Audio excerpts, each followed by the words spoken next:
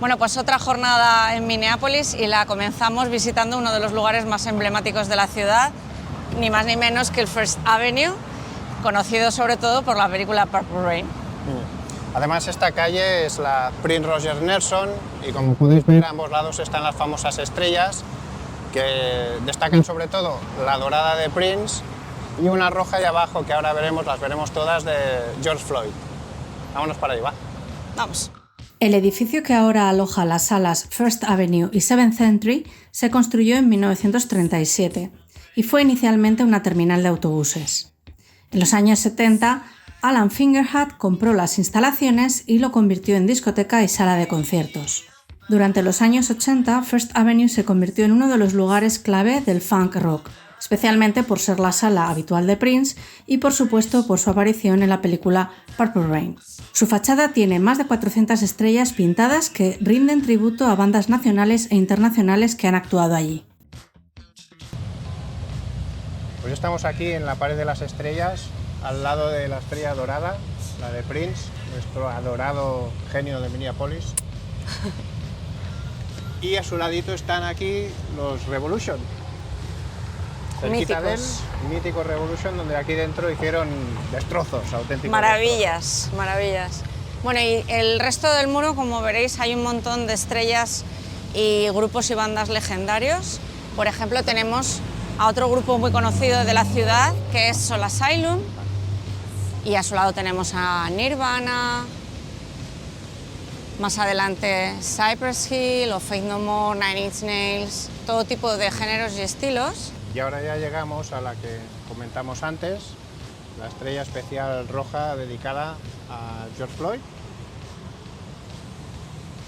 Que es la única estrella de color rojo de todo el mural y es la única diferente junto a la de Prince de todas las demás. Son las dos que más resaltan. Y bueno, pues luego siguen las estrellas, como por ejemplo tenemos a The Cure, que está ahí arriba. Pues Joe Cocker debajo. Y que además The Cure va a tocar en Minneapolis dentro de 2 días. Es cierto. Will, del que hablamos en un programa recientemente. Eso es, y luego tenemos pues, bueno, bandas más comerciales como Black Eyed Peas. Otro grande, grandísimo, a ver si lo enfocamos, que es el gran James Brown. Y más adelante tenemos también bandas inglesas como Blur o la islandesa Björk. Y aquí también los únicos e inimitables The Time, grandes ellos. Y otros grandes que no pueden faltar, Parliament y Funkadelic. Clásicos del funk como Kool and the Gang. Y bueno, muchos más. Muchísimos. De hecho, al otro lado de la esquina tenemos también muchísimas estrellas. Y esto es la fachada, pero mañana vamos a entrar en First Avenue porque vamos a asistir a la fiesta de Dance Electric, que tenemos muchísimas ganas porque va a ser una sesión DJ con música de Prince. Bueno, pero eso será mañana, de momento que nos queda mucho día por delante, vamos a ver muchas cosas interesantes como esta. Y vamos a seguir. Ahí mismo, por ejemplo, tenemos el mural. El famoso mural que estrenaron el año pasado, inauguraron el año pasado, que es enorme. Y nos acaba de decir una local que tardaron como 2 meses en pintarlo y que la gente se sentaba aquí a mirar mientras pintaban, como si fuera un espectáculo más. Bueno, pues nada, seguimos con nuestra excursión púrpura. Vámonos. El mural que podemos encontrar frente al First Avenue se inauguró el 7 de junio de 2022. El Prince Estate fue el encargado de seleccionar, de entre 60 artistas, al artista de Florida Jairo Veiga, que previamente había sido encargado de pintar la fachada del Museo de Graffiti de Florida. Bueno, pues ya estamos en otro emplazamiento histórico de la vida de Prince, el Teatro Capri. Aquí es donde Prince hizo sus 2 primeros conciertos, así que vamos a para verlo. adentro. Pues ya estamos en el hall principal del Teatro Capri, que es un edificio que bueno, está renovado, aunque es de los años 20, pero ahora está todo muy nuevo, como podéis ver. Bueno, y como hemos dicho, aquí es donde se hizo los primeros 2 conciertos de Prince y tenemos la suerte de poder ver fotos de este momento.